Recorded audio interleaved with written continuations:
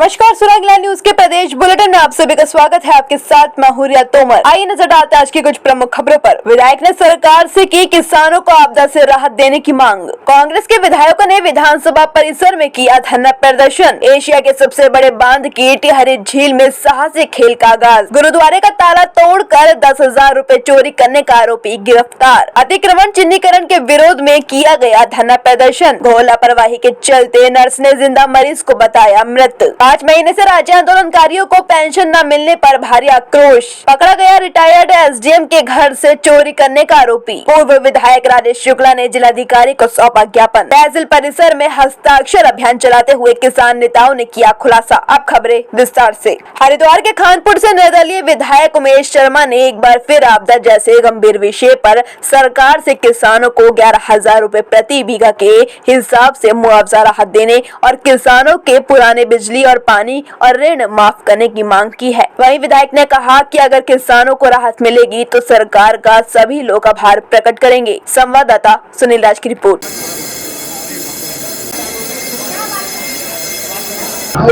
देखिए, पिछले दिनों जो बाढ़ आई है उत्तराखंड में, उसमें सबसे अधिक जो नुकसान हुआ है वो हरिद्वार जनपद को हुआ है। लगभग 100% फसल बर्बाद हो चुकी है। लोगों के घर बह गए हैं, टूट गए हैं। बहुत सारे किसान ऐसे हैं जिनके पास दोबारा फसल बोने के लिए बीज खरीदने तक के पैसे नहीं। बहुत सारी दुखद घटनाएं भी घटी हैं। चंदपुरी गांव के पल्लूराम जब अपने खेत को देखने गए तो वहीं मौके पर उनकी हृदयघात से मृत्यु हो गई। बहुत सारे परिवार ऐसे हैं जहां एक समय का चूल्हा जलाने की भी व्यवस्था नहीं है। विधानसभा की कार्यवाही शुरू होने से पहले ही कांग्रेस के विधायकों ने विधानसभा परिसर में ही धरना शुरू कर दिया। साथ ही सरकार पर पहाड़ में अतिक्रमण हटाने के नाम पर गरीबों को परेशान करने का आरोप भी लगाया है। आपको बता दें कि जोशीमठ आपदा पीड़ितों को न्याय दिलाने और सत्र की अवधि बढ़ाने की मांग को लेकर विपक्ष द्वारा धरना प्रदर्शन किया जा रहा है। संवाददाता सुनील राज की रिपोर्ट। सत्र को छोटा करती है। होश में आओ, होश में आओ, होश में आओ, होश में तुमको आना। एशिया के सबसे बड़े बांध की टिहरी झील में राज्य स्तरीय कयाकिंग एवं कैनोइंग खेल प्रशिक्षण का आगाज हो गया है। आपको बता दें कि खेल विशेष प्रशिक्षण शिविर का शुभारंभ टिहरी डीएम मयूर दीक्षित ने हरी झंडी दिखाकर किया। इस प्रशिक्षण शिविर में 25 खिलाड़ी एवं 2 प्रशिक्षकों द्वारा प्रतिभाग किया जा रहा है। इससे पूर्व 2 सितंबर 2023 को इस विशेष प्रशिक्षण शिविर हेतु चयन ट्रायल्स आयोजित किया गया था, जिसमें 47 प्रतिभागियों द्वारा प्रतिभाग किया गया।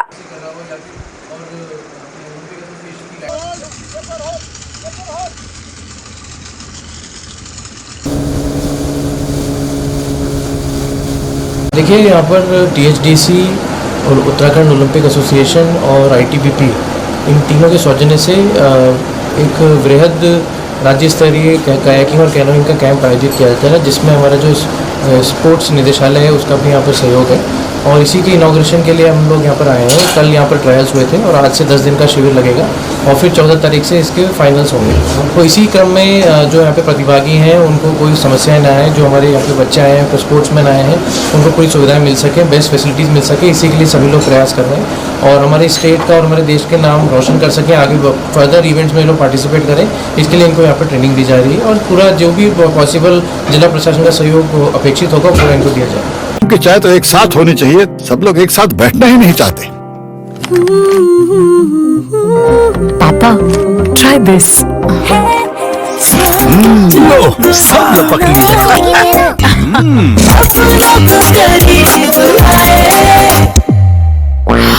ये क्या हाल कर दिया है रूम का? बस कल से चाय मेरे रूम में।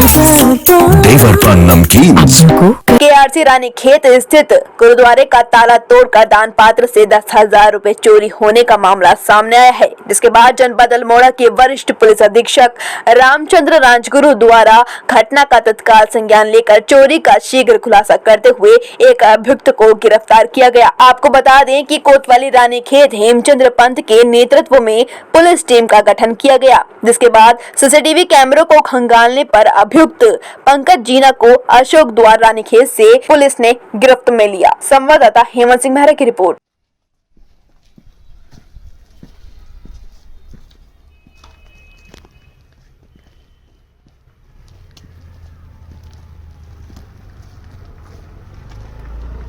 अल्मोड़ा जिले की जागेश्वर विधानसभा के लमगड़ा में अतिक्रमण चिन्हीकरण के विरोध में लोगों का गुस्सा फूट पड़ा, जिसके बाद सैकड़ों की तादाद में लोगों ने महापंचायत सर्वदलीय संघर्ष समिति लमगड़ा के तत्वाधान में जोरदार प्रदर्शन करते हुए लमगड़ा बाजार में जुलूस निकाला तथा एक सभा की, जिसके बाद उप जिलाधिकारी के माध्यम से महामहिम राज्यपाल को ज्ञापन भी प्रेषित किया गया। इस दौरान कई लोग मौजूद रहे। संवाददाता हेमंत सिंह मेहरा की रिपोर्ट।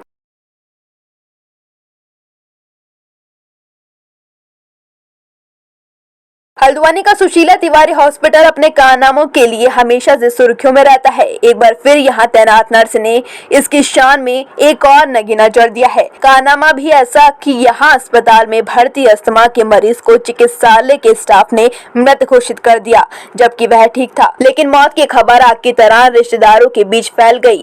इसी बीच जब बेटे से मिलकर रिश्तेदारों ने सांत्वना जताई तो सब हक्के बक्के रह गए। संवाददाता दीपक अधिकारी की रिपोर्ट।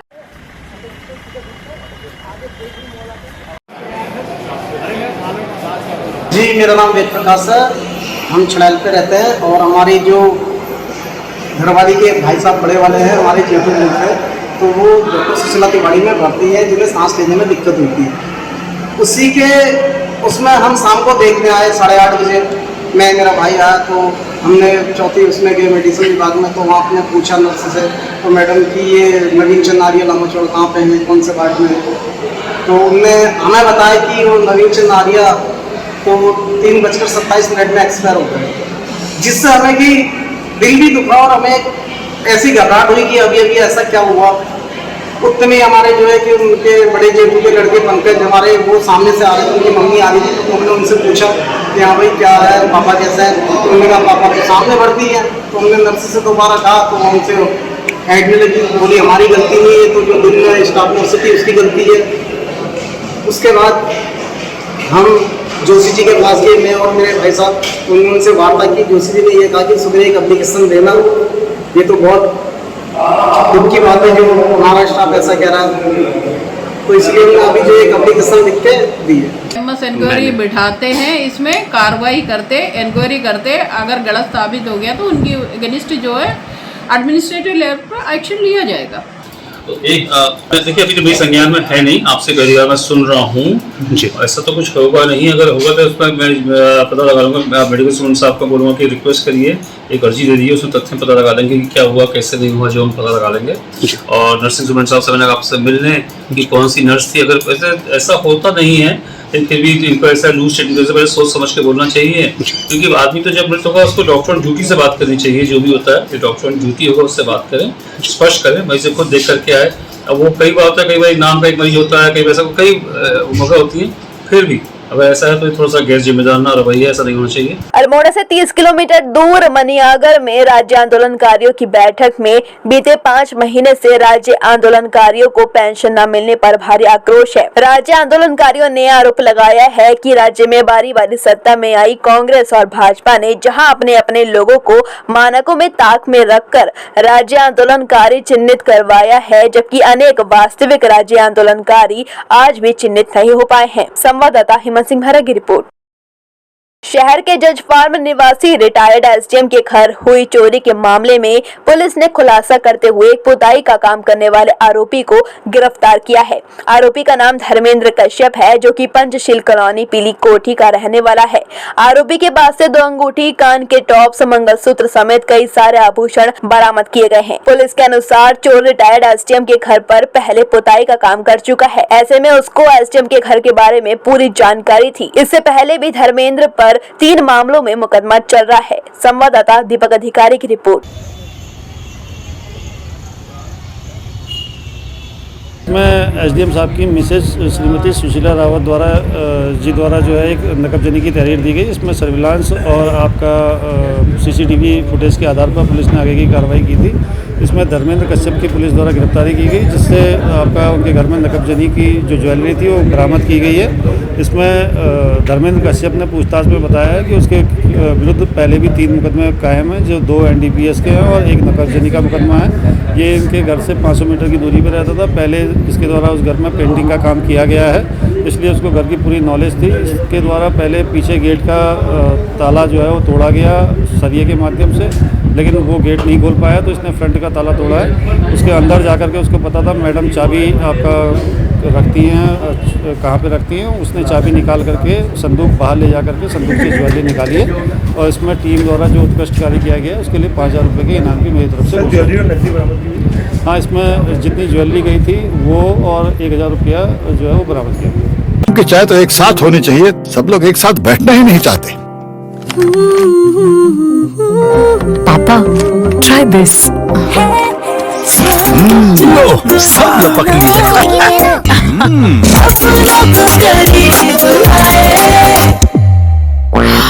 ये क्या हाल कर दिया है रूम का? बस कल से चाय।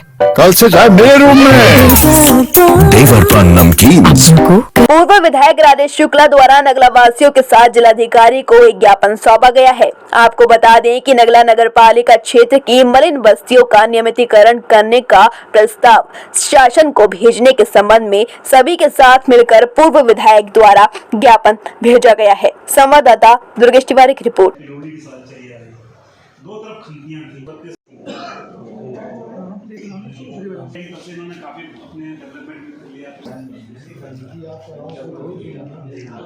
में सन 1960 और उसके पहले से लोग बसे हुए हैं, गरीब लोग हैं। 70 सालों की इनकी तपस्या है। उस आधार पे कुछ के कच्चे मकान हैं, कुछ के पक्के मकान हैं। अब इनको कुछ लोग कोर्ट चले गए, उस आधार पे इनको उजाड़ने की बात हुई। हालांकि कोर्ट में लड़ाई लड़ी जा रही है और हमें उम्मीद है कि माननीय न्यायालय से हमें न्याय मिलेगा। लेकिन इस बीच हमने आज आग्रह किया जिलाधिकारी जी से कि राज्य में सुप्रीम कोर्ट के ही आदेश पर कई मलिन बस्तियों को नियमितीकरण किया गया है। उस समय नगला का प्रस्ताव इसलिए नहीं जा पाया कि तब नगर पालिका नहीं थी यहाँ। चूँकि अब एक नगर पालिका सरकार ने गठित कर दी है और अभी चूँकि वहाँ चुनाव नहीं हुए हैं और प्रशासक अधिकारीगण ही हैं, तो मैंने अनुरोध किया है कि अधिकारियों के माध्यम से नगर पालिका का एक प्रस्ताव चला जाए शासन को कि ये मलिन बस्ती है, इसका नियमितीकरण किया जाए। शासन से मुझे इसमें निर्देश मिल जाता तो और अच्छा होता। तो हम लोग माननीय मुख्यमंत्री जी से मिलेंगे शीघ्र ही, बहुत जल्दी 2-4 दिन के अंदर ही, और उनसे अनुरोध करेंगे कि वो जिला अधिकारी को और नगला नगर पालिका के प्रशासक को निर्देशित करें कि जो नगला नगर पालिका क्षेत्र में मलिन बस्तियां हैं उनके नियमितीकरण का प्रस्ताव शासन को भेजा जाए। रेरा के खिलाफ अब किसानों ने महापंचायत का ऐलान कर दिया है। तहसील परिसर में हस्ताक्षर अभियान चलाते हुए किसान नेताओं ने इस बात का खुलासा किया। उन्होंने कहा कि आगामी 8 सितंबर को पहले किसान अपनी खेती में इस्तेमाल किए जाने वाले औजारों को लेकर बुद्ध पार्क में एकत्र होंगे। उसके बाद किसान शहर में मार्च पास्ट करते हुए SDM कोर्ट तक जाएंगे और ज्ञापन सौंपेंगे। उसके बाद भी यदि रेरा एक्ट को लेकर प्रशासन ने ठोस कदम नहीं उठाए तो उनका अगला कदम किसान महापंचायत होगा, जिसके लिए उनकी तैयारियां पूरी हैं। संवाददाता दीपक अधिकारी की रिपोर्ट।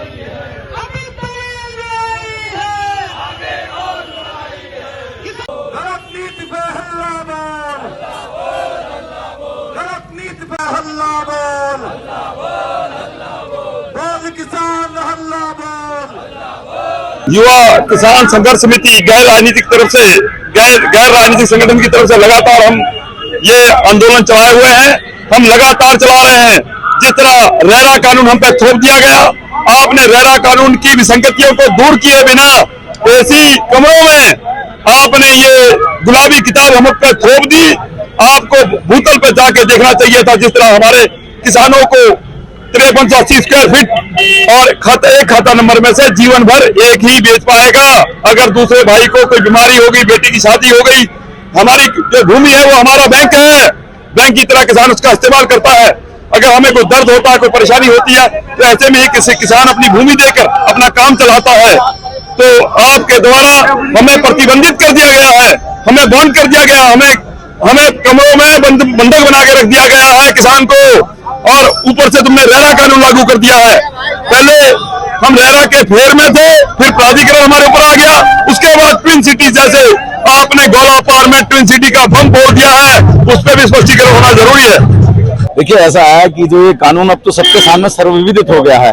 अब किसानों को भी इस बात का पता चल रहा है, उनको भी इस बात की सत्यता का समझ में आ रहा है कि जो काले कानून है जिसमें उन्होंने बोला है कि हम लोग निजी निवेशक लेकर करके आएंगे, हम लोग 2600 कम से कम हेक्टेयर जो भूमि है उसको अधिग्रहित करने की जो तैयारी चल रही है, उसके साथ साथ जो ये रजिस्ट्रियां रोकी है, खुद की जमीन पर किसान अपना अधिकार खोने जा रहा है, ये सब बातें मिलकर करके यही युवा जो छोटे छोटे काम कर करके इसी हल्द्वानी के अंदर अपनी रोजी रोटी चला रहे हैं, ये सब मिल करके हम एक संयुक्त रूप से इस आंदोलन को बढ़ा रहे हैं। आज 21वां दिन है, हम समर्थन भी इकट्ठा कर रहे हैं हस्ताक्षर अभियान के माध्यम से, और 8 तारीख को हल्द्वानी में हम एक शांतिपूर्वक एक पदयात्रा भी निकालेंगे और ज्ञापन भी देंगे। उसके बाद भी अगर सरकार इसमें नहीं चेतती है, प्रशासन इसमें नहीं चेतता है, तो हम फिर वो महापंचायत का निर्णय बहुत जल्दी लेंगे, जो भी वृहद होगा, व्यापक होगा, और उसमें जो है जो भी निर्णय होगा उसको सरकार को हम अनुरोध और विरोध दोनों के साथ मनाने की कोशिश करेंगे। अभी के लिए इतना ही। उत्तराखंड से जुड़ी तमाम खबरों के लिए बने रहिए सुरागला न्यूज चैनल के साथ। धन्यवाद।